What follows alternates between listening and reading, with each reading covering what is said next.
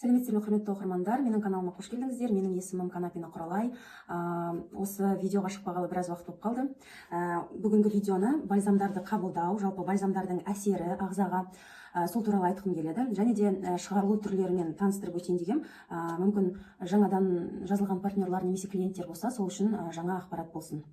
Енді басынан бастасақ, бұл бальзамдар бізде бірнеше түрде шығарылады. Мысалы, сарбалют, және де тура осылай 250 граммдық қорапта, 250 граммдық тубада шығарылатын бізде кальций гель бар. Бұл бізде гель түрінде шығарылатын сарбалют. Өзіміз қолданып жүрген видео қолданып жүрген сарбалютымыз. Бұл гель түрінде шығарылады. Құрамында минерал сорбент бар. Ол туралы менде парақшамда видео бар. Астарына түсіп қарай аласыздар. Бірінші шығарылатын түрі бұл гель түрі, екінші осындай бал сұйық түрінде шығарылады. Яғни бұл бальзамдардың құрамында емдік шөптер және де бал. Осындай 75 граммдық, 100 миллилитрлік туба осылай.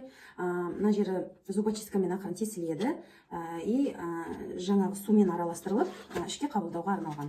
Бұл мысалы балалар капсуланы жұта алмайтын кішкентай балалар болса, осындай бал түрінде алу өте ыңғайлы болып табылады.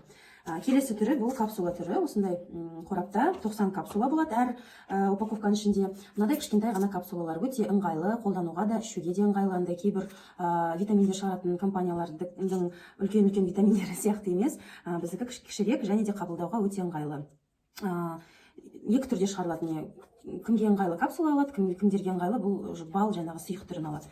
Және де соңғы төртінші түрі, ол бізде осы биыл ғана қолданысқа шықты. Бұл осындай фитотаблеткалар.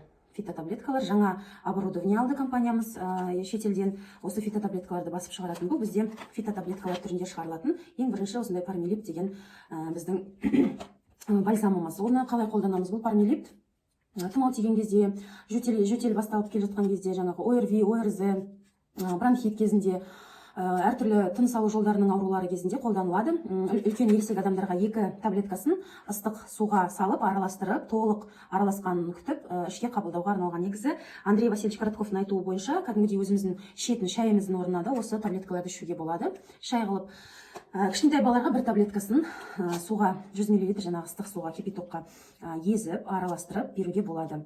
Және де бұл пармелиптің құрамында пармелия бар, исландский мох, сонымен қатар имбирь, тағы да басқа осындай бір ащы шөптер бар. Кейбір балалар оның дәмін ұната қоймайды, сондықтан оларға мысалы судың ішіне осы таблеткалармен бірге бал қосып беруге болады, кәдімгідей балды, немесе сүт қосып беруге болады. Сүт тағы да сол жаңағы шөптердің ащылығын біраз кетіреді. Сонымен балаларға қабылдауға сөйтіп өздеріңіздің ыңғайларыңызға дұрыстап ыңғайластырып алуға болады.